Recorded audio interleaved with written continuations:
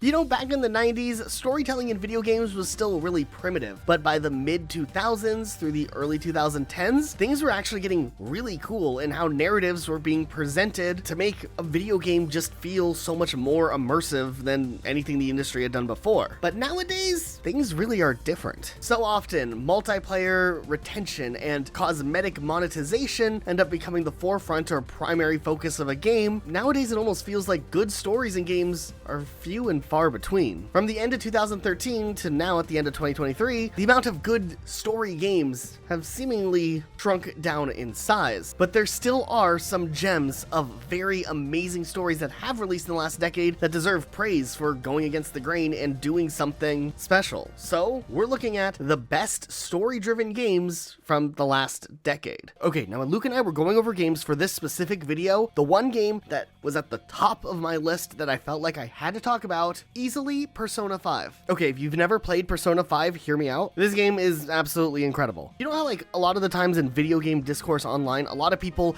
talk about how games weren't just better back in the day? That's nostalgia, and when you were younger, you were more accepting of games even with their flaws, and games nowadays are just as good or even better, but we don't realize it. We're too cynical, blah, blah, blah, blah. That might be true to an extent, but honestly, Persona 5 is like the first game in a very, very long time that completely grasped me back in where I felt like I was playing a game I could just pour hours into and not get tired of for the first time in such a long time, and I never would have thought it would have been a game that looked like this. Firstly, I never really was big on anime, and secondly, a game that was like over 120 hours seemed very daunting. But the game was on Game Pass and I was really bored, so I gave it a try, and it was a very slow burn at first. I had no idea what type of game Persona was, so it took a while before I kind of realized how the chemistry of living out your life as a Japanese high schooler paired with a unique psychological thriller storyline meshed so well cohesively. But after like the first palace or so, the game really clicked for me, and then from there it was like, boom, let's go. The game just really hit its stride. This game has just this awesome mix of drama with mystery and exciting moments as your team essentially pulls off these heists. Visually, the game is completely amazing. From the UIs to the locations based on real-world Tokyo locations that are almost one-to-one in some instances. The thing that really runs away with this game besides the story is the cast of characters. If you look at like the cover of the game, it looks like there are so many characters, but the game takes its time in introducing each and every character, and all of them are incredibly memorable with their own unique storylines and personalities, motives, and desires. You guys don't understand. I spent hours upon hours just playing the batting cage minigame. I love Persona 5. I don't know, there's so much more we could talk about. We could talk about like the real world commentary on societal issues and underlying themes of rebellion, tied all together with an outstanding soundtrack, and it just, I don't know how this game even exists where it's just so artfully done through and through. It's like the game is 50% turn-based RPG dungeon crawler, but then 50% life simulation game, and then 50% visual novel. That's like 150%. So it's really good. That's it. I don't know what more I can say. This game was fantastic through and through, and probably served as one of the inspirations for this entire video, because narratives like this just don't come around all that often. There's a little game that some of you may have heard of, but it's very interesting overall, and without going into too many spoilers, we need to talk about The Forgotten City. This game's unique. It actually started out as a very popular Skyrim story quest mod, following our hero character as they get stuck in a time loop just prior to the destruction of the city, and the player has to figure out how to disrupt the time loop and stop the destruction of the city. This mod ended up becoming so popular that the creator of the game decided to take the baseline story and turn it into a full-fledged standalone game, expanding on the premise, the plot, the characters, the story, and just going much bigger and bolder than ever before. Now, I do have to say, I never played the mod originally on Skyrim, so I don't know if that would change things if you've played the mod first and then you went to experience this game, but going in blind on The Forgotten City was an incredible experience. I mean, I'm a sucker for like anything time travel related or time loop related, and trying to figure out how to stop the continuous destruction of the city caused by different things that you interact with as you go through was a really unique storytelling vessel, and there's some pretty big twists and turns, and then more twists and turns, and then when you think you figured everything out, then boom, there's another twist and turn. I don't know. I had a lot of fun with this one. The dude at the very beginning who will run and do all your little errands for you when you've already figured out a couple of steps in your time loop is an interesting addition, because then you can just be like, hey, I need you to go do all these things I did in my other time travel loops real quick for me. No time to spare, don't ask questions, just go do it. He runs off and then you're free to go like continue and try to meddle around with other different things based on what you've learned from past cycles. It's a really fun one. You can probably get through it in like a night or two, and I don't know, this one surprisingly just stood out. Okay, now this next game kind of came right at the cutoff point of the 10-year mark that we're looking at, but we were going to go ahead and let it in because it was right there at the end, and then it's been re-released so many times in this time period. Grand Theft Auto 5. This game's really interesting. I recently did an entire replay through of this game about 10 years after its launch, actually, and man, was I impressed with how well the single player really held up all of these years later.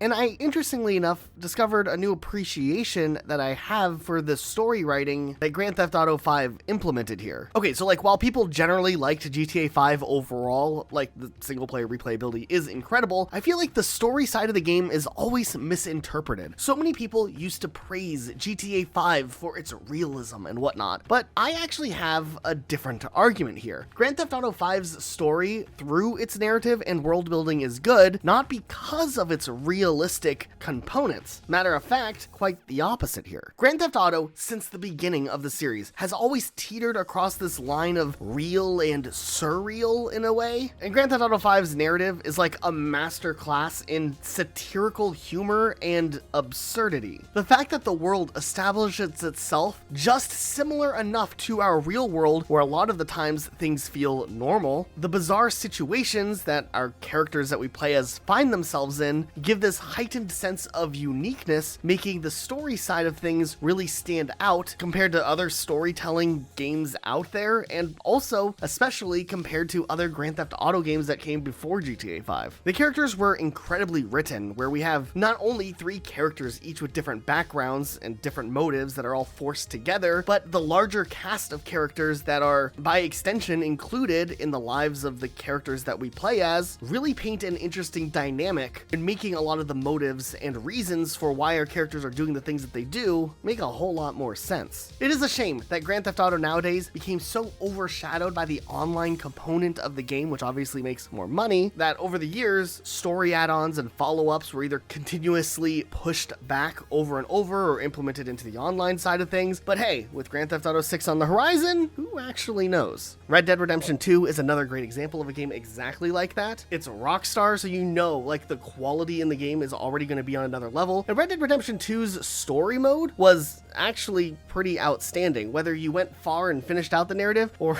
you maybe got lost on the hustle and bustle of all the side quests and things to do, the world building, the side stories, and the main narrative itself were really good. It served as an interesting precursor to Red Dead Redemption, which came out in 2010, but had a lot of commentary on what it's like to have a group dynamic, whether people are friends, allies, or business partners, and what loyalties can actually mean between individuals. I wish they handled the online side of things better. I felt like online kind of just got skipped when it went to like continuous story content for that type of thing, but the main story experience you get when you bought the game was really great. Okay, we've talked about a lot of really big, heavy hitters already in this video, but there's a couple of more nuanced games that I feel like often get overlooked when you're talking about best narrative stories. Oxenfree is definitely one of those games that completely just surprised me. I didn't know what I was getting into. I was just trying to get some achievements on my gamer score, but this game, surprisingly, is really well done. Whether it's the good voice acting, the mysterious premise and narrative, or the music and visuals tied together, it's a very unique storytelling experience that does kind of make you question some things, but also have a lot of fun uncovering what's going on in this mysterious location that this cast of characters arrive at. There's different relationships that you can influence as your character that play out differently into the story. While this isn't like the longest game ever, you could probably wrap it up in about 3 hours maybe. It was a really fun experience just getting to kind of immerse myself in it and just play it, you know, in like a dark room on a rainy night. It's good. It's not like overly scary, but it's definitely atmospheric, and the use of that in the storytelling dynamic is very unique compared to a lot of other games that are praised for its stories. Okay, I've talked about Cyberpunk 2077 so many times in the past on this channel, so I'll save you guys like the trouble, but like I've talked about before, from the beginning, I've been a Cyberpunk fan. I played it at launch in its buggy state. I did have curbed expectations going into it, like I hadn't overhyped the game in my head beforehand, and I was completely blown away by the narrative, the storytelling, the world building. All of it together was just like a cohesive experience. I felt like not only was there a strong narrative with a great cast of voice actors, the overall city itself was, in a way, its character that kind of bled into the narrative. You are constantly questioning, in a sense, Night City, what it's like, what its motives are, where you should side psychologically. And I think a big theme across Cyberpunk 2077, the new expansion that recently came out, even Edge Runners, is, are happy endings possible in Night City? I mean, true story happy endings, not something else. This is a recurring theme that continuously shows up in subplots, major plots, and side plots. And I think one overarching theme tying all of these individual stories together was really well done. Now, from the main Cyberpunk story, the full narrative that you would typically experience is really good, even with the state it was in at launch. Now, honestly, the post-support of Cyberpunk, while it has taken a while, has been really good. The game's in a great state now, but man, some of those side quests that were in the base game were so underrated, like just some of the storylines with other characters, and they kind of had these self-contained narratives that were really awesome and overlooked so many times when people were talking about Cyberpunk 2077 back in the day. If for whatever reason you've been missing out on Cyberpunk, or maybe you just did a quick playthrough of the main story and skipped all the side things, this game's worth going back to, especially with the Phantom Liberty expansion. This game also has Keanu Reeves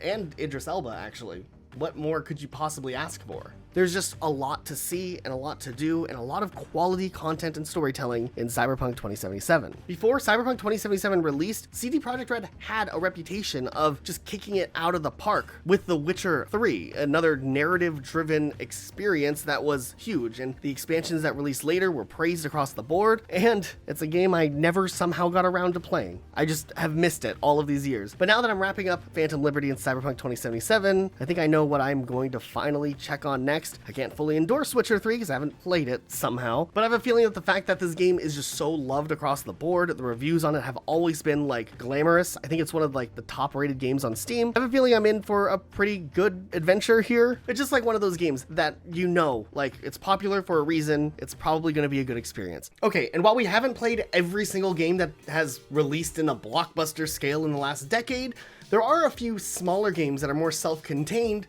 that actually offer incredible narratives, and that's where I think As Dusk Falls comes into play. But honestly, I just gave this game a go after seeing it posted on Game Pass, and I was completely blown away. If you liked games like the older Telltale The Walking Dead type games, where there's meaningful characters and storytelling, and where your actions actually do have a major effect on the outcome of the game, As Dusk Falls is a masterpiece in this regard. The game is just long enough where you feel like you're having a fully fleshed out story, not something that was like thrown together and released as soon as they were able to get the narrative past like the goal optimum time to play, but they actually gave it some time to breathe and go places where all the characters are explored in their own unique way. Sure, the visuals not having like full animation takes a second to get used to, but I promise you, if you go and play this game, whether you buy it or try it on Game Pass, I'd love for you to go do it, come back and leave a comment and tell us what experience you had. So as a kid, I always thought the Resident Evil games were kind of campy and cheesy, and I think they were perfect for that. They definitely were supposed to be like these over-the-top action movies that were presented as games. And in a way, that gave them a really unique charm. But for me, that view changed when the Resident Evil 2 remake came out. And I know there's people who are gonna disagree and they're gonna say Resident Evil 4 remake or Resident Evil 4 is the greatest story. Or maybe they say Resident Evil 7 or Resident Evil 8 has also a really good narrative. And while that might be true, this is one of the sections I picked, so I'm gonna talk about Resident Evil 2. And you have to understand, this wasn't just a run-of-the-mill remake. This truly was a masterpiece remake. They changed the camera angle, which used to be this fixed camera angle in the original with like these tank controls, and they replaced it with an over-the-shoulder third-person perspective, and it just works. Not often do I see a remake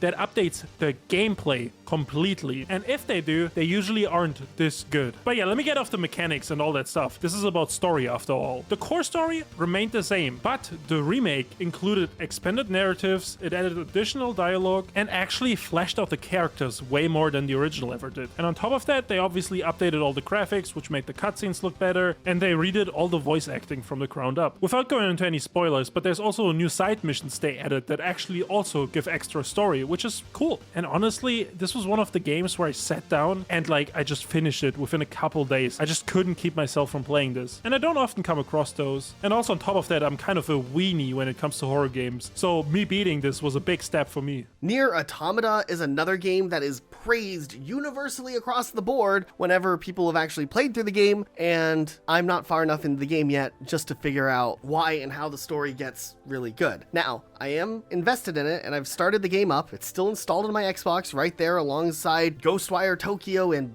Sea of Stars, games that I need to hurry up and get to the bottom of. But if you are looking for something kind of different, there is a ton of positive reception based on NieR Automata. I think from what I've played, things are kind of starting to unravel in a very interesting way, but I'm just now starting to get to that early point in the game where the story gets going, so I can't really talk too much about my own personal experiences on this one. What I can talk about though is the Mafia trilogy. They recently remade Mafia 1 from the ground up and then did a little upgrade for Mafia 2 and 3. And periodically I've tried out the Mafia games over the years. I played the first Mafia game actually when I was probably way too young to play Mafia 1. And I do have to say that while I was a teenager when Mafia 2 came out and I enjoyed that game, it was interesting coming back and playing the new trilogy after it had released. But man, Mafia 1 is an excellent remake. It is one of those very solid examples, much like what Luke was just talking about how Resident Evil has really hit it out of the park with how they approach remaking games rather than just re-releasing or remastering games. Mafia 1 is a perfect example of this, and the gameplay just feels good, fluid all the way through. It feels very intentional in how they told the story. It feels like a true to form Mafia experience. Now going back afterwards, I expected myself to really enjoy Mafia 2 and Mafia 3 since I was so invested in Mafia 1, and I feel like they just didn't really hold up as well. Maybe the studio has just gotten a lot better at working on these games, and since Mafia 1 is technically the newest one, it was just so polished and refined, but I kind of struggled through Mafia 2 a bit. I still finished it, and then Mafia 3, maybe I was burnt out at Mafia at this point, but I fell off pretty early on in the game. But man, Mafia 1 has everything. It is in the perfect time setting for the stereotypical Mafia Godfather-esque vibe you would expect from a game like this. And while Mafia 2 and 3 explore interesting dimensions to the Mafia over the decades in the United States and different subcultures within the Mafia, I think Mafia 1 was able to just establish itself as the traditional gang presence that you would expect from hearing a Mafia game based on. Maybe they were able to skip some of the context needed to understand the story, and it just kind of hit the ground running a lot quicker, and there were just little nuanced things about that story that resonated more. A really good game though. If you can get it on sale, pick it up and give it a go. Okay, this next one might be a little bit unpopular, but hear us out. The last decade has been pretty rough for the Call of Duty franchise when it comes to stories. Matter of fact, I feel like ever since Modern Warfare 3 released, after that, it's just been kind of a downhill trickle in quality of storytelling in the campaign side of things, at least. Obviously, multiplayer became the biggest selling point for a lot of the games. Now, I will say the stories have been getting better-ish over the more recent years, but randomly, when Call of Duty Black Ops Cold War released, in my opinion, we saw a huge spike in quality in both narrative and approaches to storytelling in contextualizing a story that is Call of Duty Black Ops Cold War.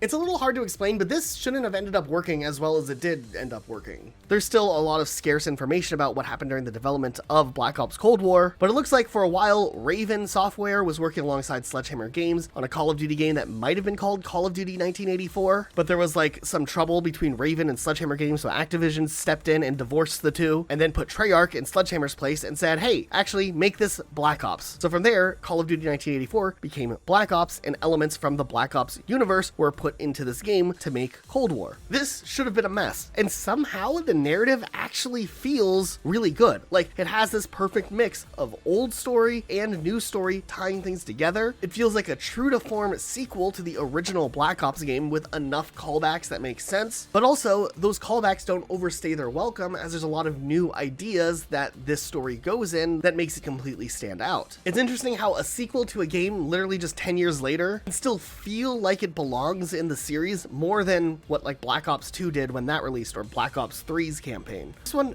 feels like it exists in the same world. Tie that to the story taking place at the end of the Cold War, where different power struggles were a huge an imminent and constant threat, the approach here added quite a bit of stake to the game. There were some twists and turns that were really well done, drawing a ton of inspiration from popular movies that exist from the 80s and 90s. The gameplay itself feels relatively varied each level you go into, and actually decent to play, and honestly at the end of the day, the story in this game was substantially just above and beyond the quality level of most of the Call of Duty games that had released in previous years to Black Ops Cold War. And while this story was obviously hitting its stride for Call of Duty, I was optimistic that this momentum would continue with future Call of Duty games, and it really didn't happen. The year before this one came out, Modern Warfare 2019 released, and that was a big step in the right direction, though the game's ending felt very rushed. Last year's Modern Warfare 2 felt pretty good across the board if you get through like a little slower part in the middle. I felt like any goodwill gained with Modern Warfare 2 was just shut down by Modern Warfare 3's rushed narrative. So if anything, it made Cold War stand out the most out of the last decade, out of any of the other Call of Duty games. There were some cool moments and okay things that some of the other games during those times also did.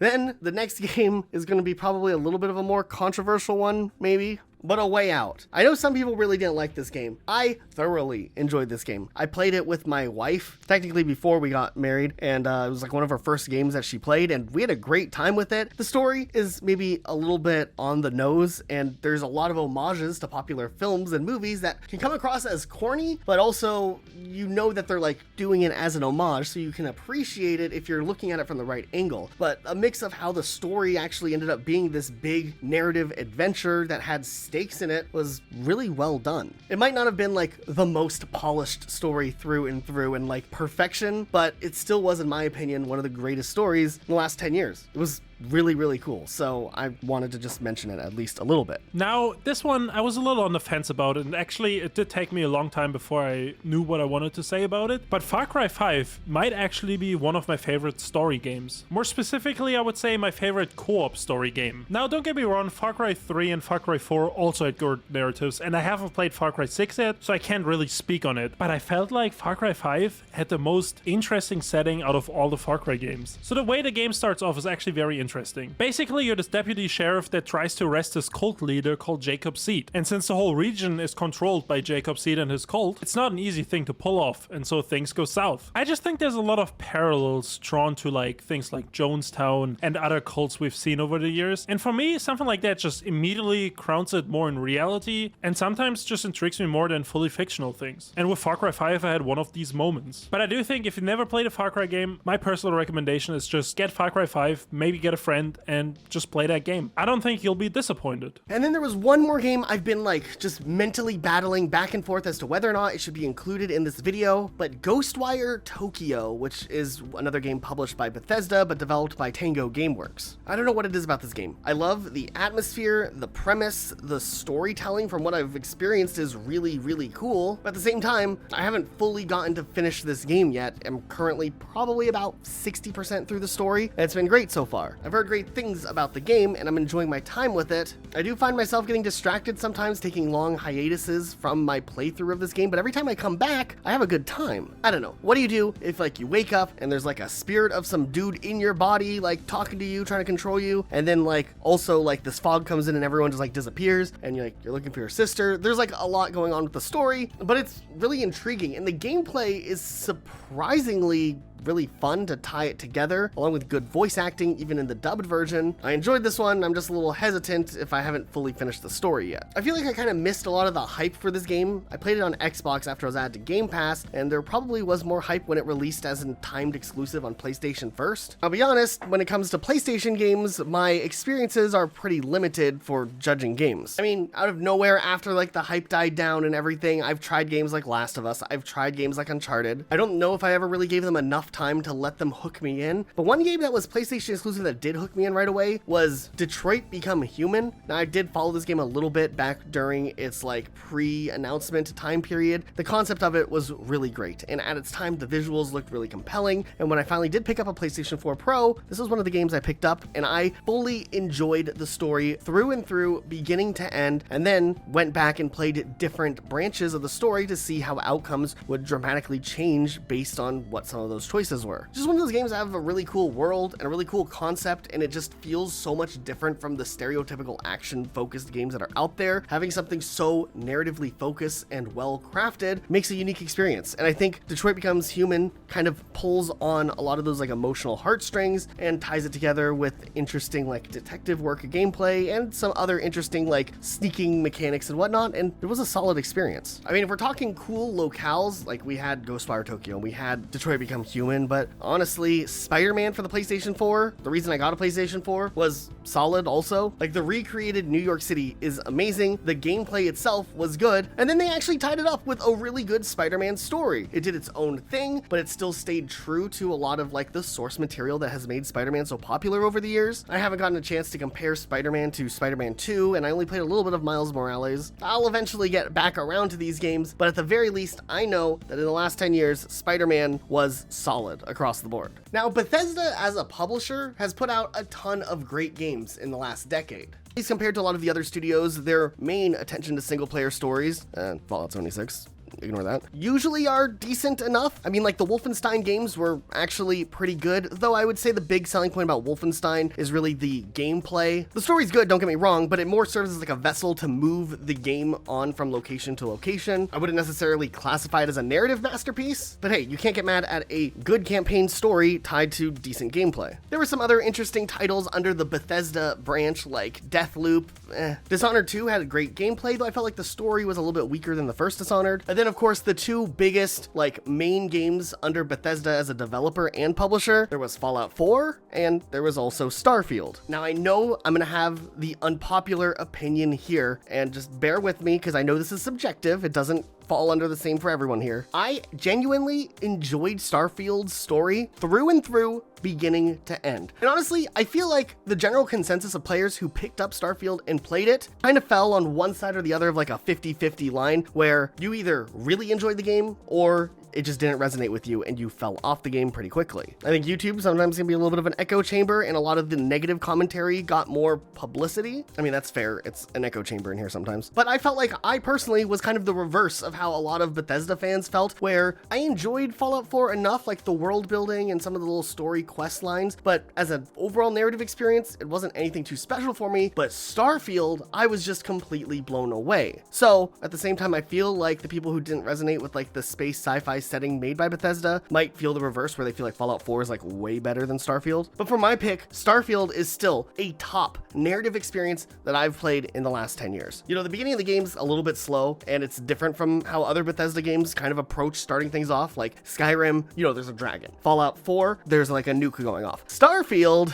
we discover a special looking rock. I will say this, Starfield does not do a great job at like hooking the player in right away with the main narrative and giving players kind of like an early on incentive, and cuts players loose to try to find their own storyline or thing to fall down and start doing. My first day with the game, I was kind of bored after a little bit, but my second game, I discovered the whole storyline that starts up once you get arrested for stealing stuff. It took me down the whole Crick's Legacy storyline, which was absolutely fantastic. It was like a space pirate double agent adventure, and that was like, okay, I get it now. This game is all about like what you put into it and what you can find. The history of humanity as a whole in the Starfield universe is actually very interesting, and the narrative, the main story, eventually starts to explore those paths. And then I would say the second half of the main storyline is actually really good, and it picks up the pace and becomes bigger in scope than what you could even imagine. Then they tie it into some really cool post-game stuff that you wouldn't expect. The characters and places you go are interesting, but I think the real big thing are a lot of these side stories built into the game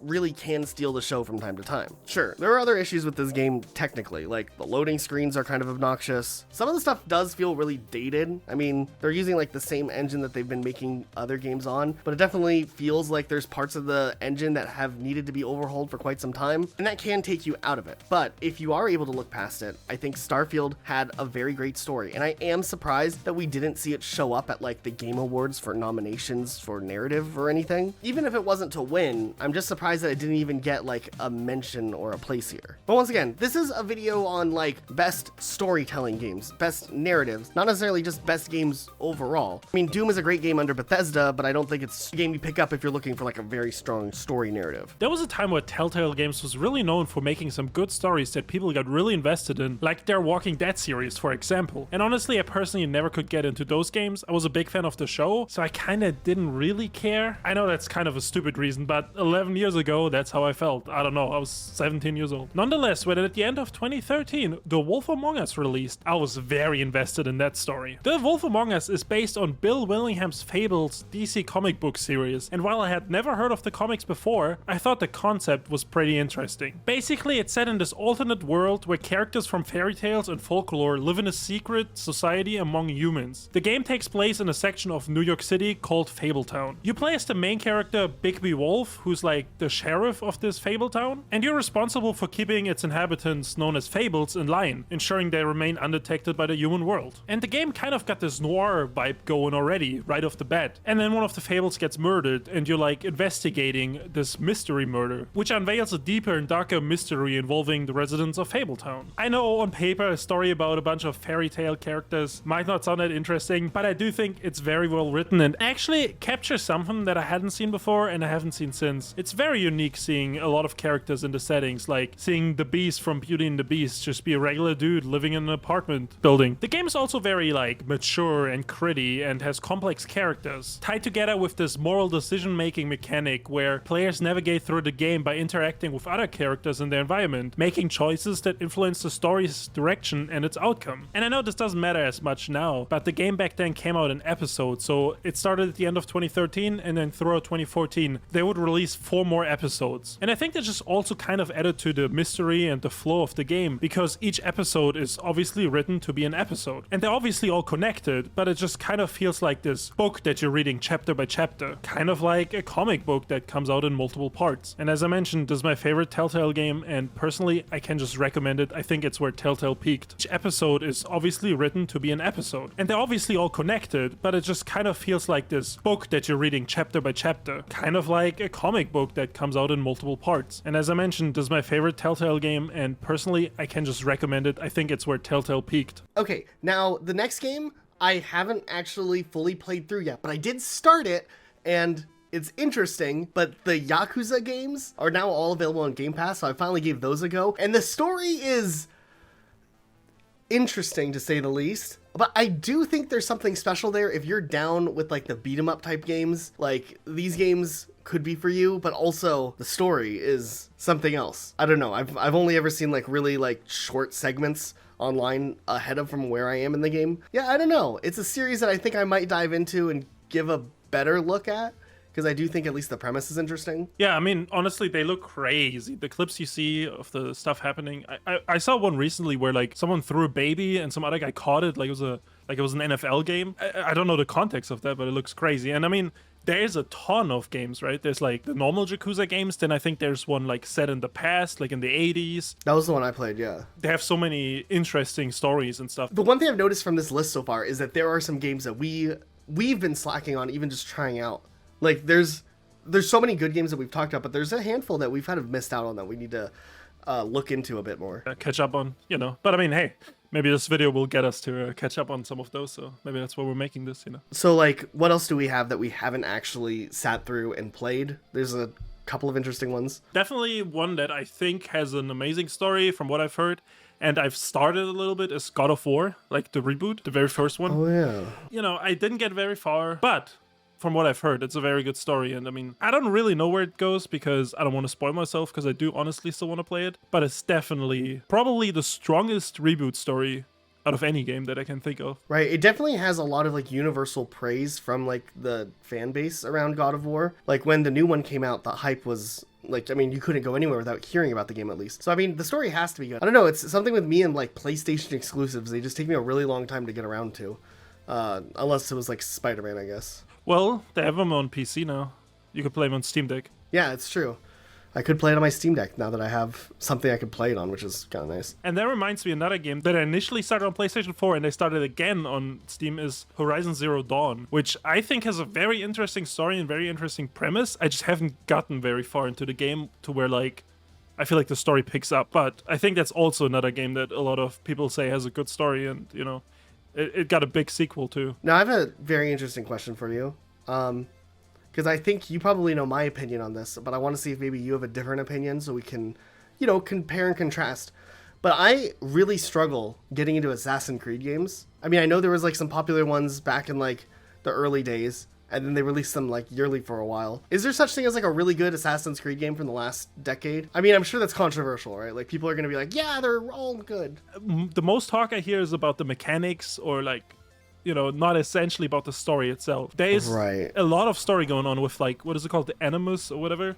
Where, like, it's like the current day and then it's a past and stuff. And I mean, that sounds interesting, but I don't know. I've never gotten too interested in it. That's how I've always felt. I always felt like there is a story, but I don't feel like you pick up Assassin's Creed because you want like a story experience. It's more like they have a story that caters to the environment and like the time period always. So like I picked up, was Valhalla? That's a game, right? Yeah, that's a Viking one. I picked up that one. I played a little bit of Origins, a little bit of Odyssey. None of them really hooked me in with the little story. It just felt very generic. Obviously, as a vessel to probably pull people along in the universe and the world and all of that, which is fine. But I don't know if I can, like, in good faith, be like, Assassin's Creed has some of the best story narratives out of any game in the last decade. Like, I just couldn't find any situation where I was, like, really just, like, praising it at that point. Yeah, I think the world itself is amazing usually, and the set pieces are good, but like the actual story is probably could have been written by an AI.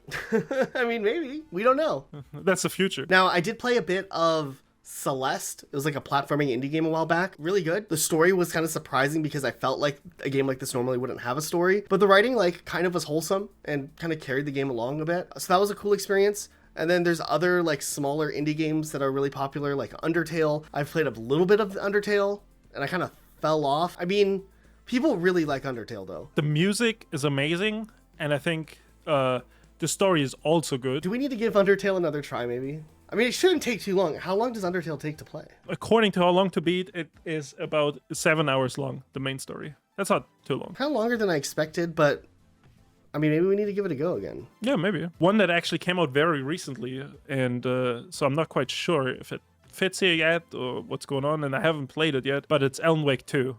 It looks very interesting. And I know you've played Control, right? Which I think is the same universe and kind of sets it up maybe. Yeah, so I played the first Alan Wake. Loved it. It was an incredible experience. It falls outside of our decade, though, because the first Alan Wake came out in 2010, I think. I was a freshman in high school. I remember picking it up full price, didn't know what I was getting into, and was like fully enthralled. And then we had nothing for a long time. Then they did Control, which I didn't even realize connected into Alan Wake when I picked it up finally. I picked it up like a year later after never even hearing about it. So I don't know what I was doing. Control was interesting. I felt like the world building was neat and like the storytelling was cool. But at the end of the game, I didn't feel like it drove it. Like it had a conclusive enough finale that made me look back and be like, look at this journey I went on. How incredible was this story?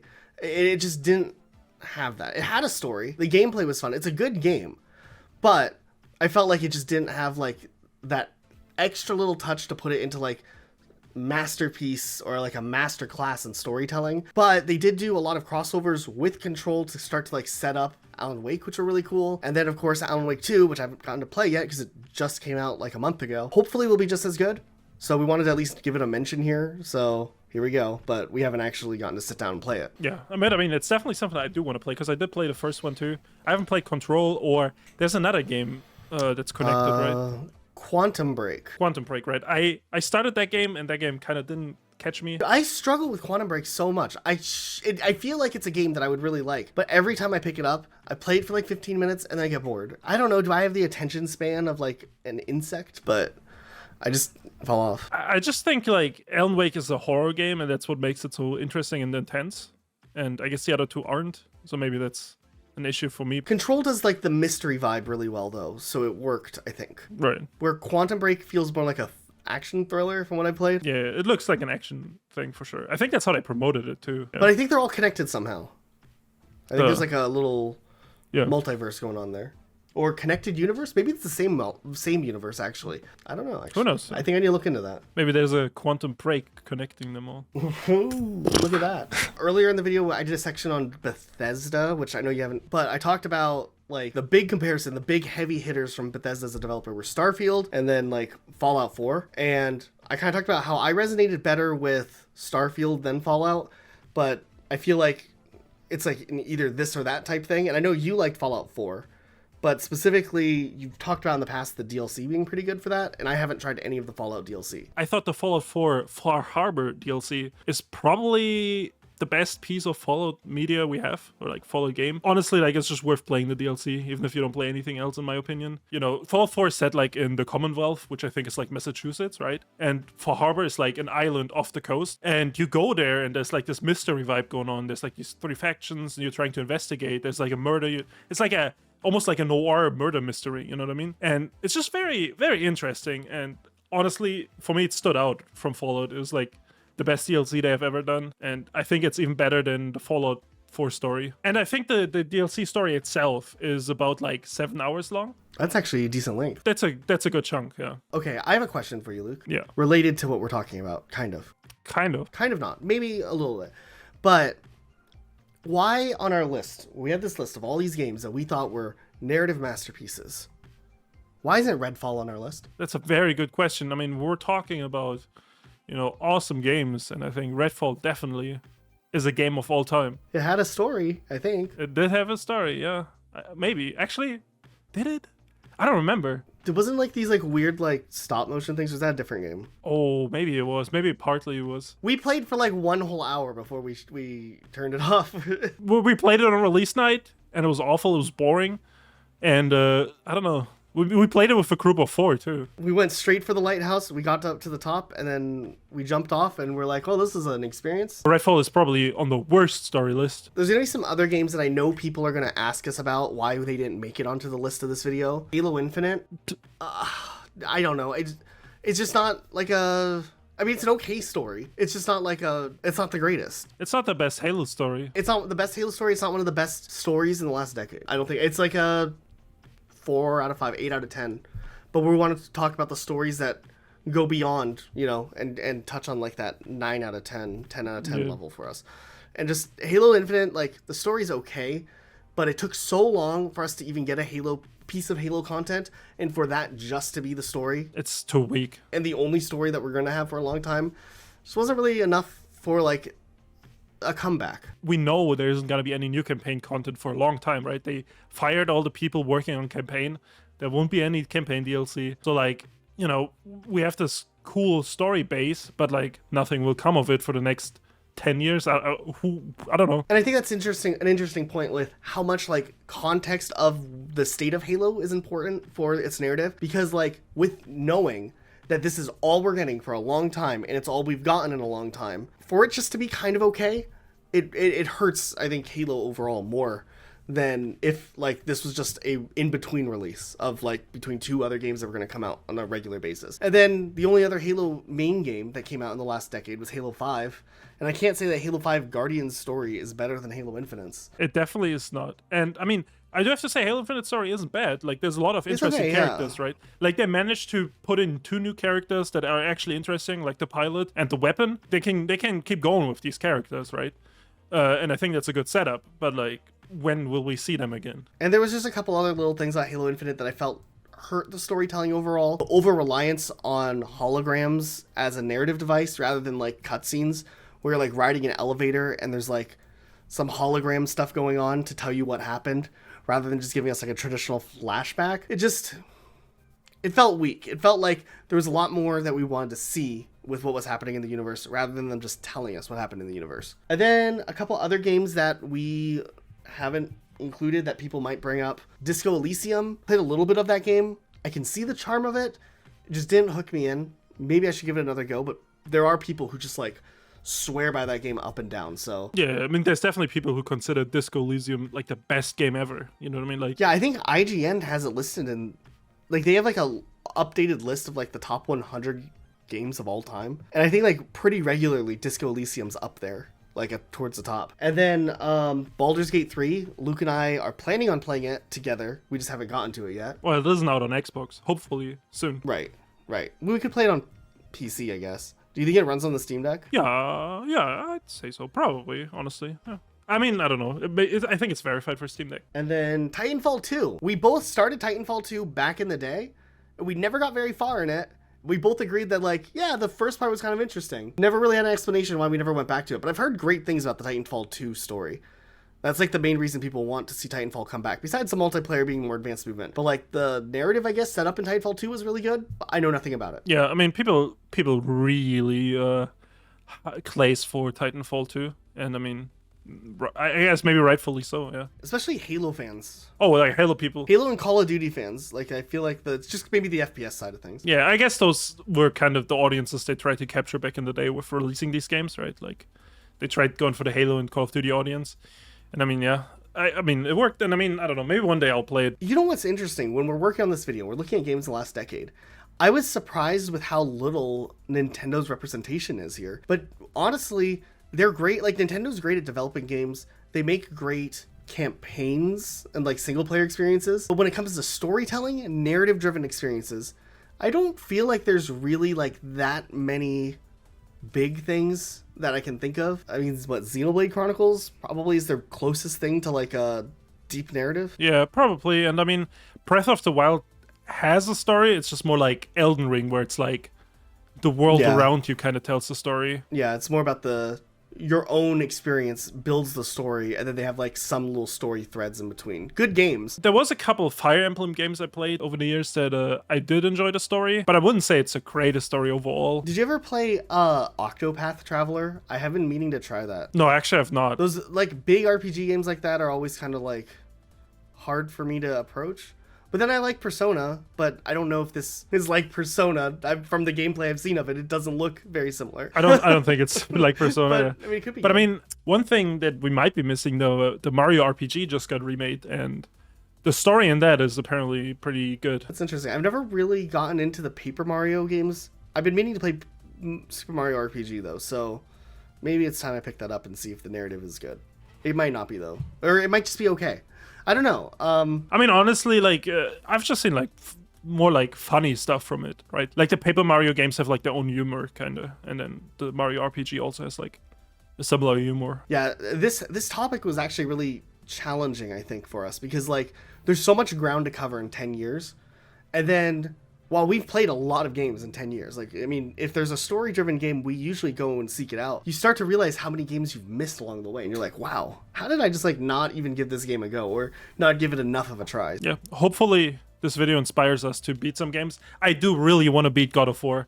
I've been wanting to play that game for a long time, and maybe it's final time. Also, Spiderman is another one I need to go play. I think you talked about it earlier, right? Yeah, I did. Yeah, it's solid. I'm excited for Spider-Man 2. I want it to come out on, like, PC before I try it. I don't want to buy PS5 for it. I think it'll come out on PC eventually. It's just gonna take a couple of years. Yeah, I'll hold out for it, I guess. And maybe then you have time to build a brand new gaming rig. Yeah, dude, I can finally retire my GTX 1060 and my 2014 i5 processor. So we're gaming. One more question. Out of all these games we mentioned, what is the one game you would recommend to people if they haven't played it? Like, if they only had one game to play, and why would it be Persona? I mean, why would it be Persona, you know? Because that's my answer. That's honestly my answer, and I think that's your answer too. Persona was the easiest one. I mean, I said it in the video, but, like, it was just like capturing that feeling of, like, when you're a kid and you have that one game, and you're like, this game is incredible, and that's all you want to do as a kid and play that game. I'm sure everyone has a game like that they can remember back to their childhood. And Persona 5 was, like, one of the few times as an adult I felt that way. That, like, I was just experiencing something incredible through and through. And it only happens, like, a handful of times every couple of years. There's a game that maybe captures me like that. Cyberpunk almost got me at that same level. Not quite the same way Persona did, where Persona was, like, unexpected. I didn't have any hype going into it, so it kind of grew with me differently. And that was really cool, so. Yeah, I mean, I feel the same way. You recommended it to me, I started it, and, like, I mean, I finished it, and how often do I finish single-player games? You know, not that often. Yeah, that's crazy. You never finish single-player games, so that's awesome. Anyways, guys, thanks so much for watching. I know there's going to be some opinions on, like, games we missed, so let us know. We do read our comments. If we are terrible people and we disagreed with your opinion on a game, let us know why. I'd be interested to hear, even if someone thinks that like we missed something so incredibly important. So yeah, let us know in the comments. Turn this into a conversation a bit, and then also let us know if you're going to try any of these games based on our recommendation. I think that'd be really cool to see too. Also, let us know what you think of this little like chat podcast section at the end of the video. We're still gathering feedback. It's kind of a different style to put in like towards the end of a long video like this, but I do think it helps us cover more ground than what we can cover in the more scripted, planned out sections of the video. Yeah, also it's kind of fun to just, sit here, talk for a little bit. It is fun also, yeah, like we get to talk, and would we have talked about Redfall had we not done this? It's true. We did finally have a Redfall talk. Anyways, huge shout out to our patrons helping this channel be what it is and help us make these types of videos. If you want to help us continue to make videos like this, maybe you could pledge and become a patron. Link in the description down below, get your name in the credits. And otherwise, thanks so much for watching. Make sure you subscribe and notifications on. We'll see you next time with a brand new video. Bye-bye. Bye.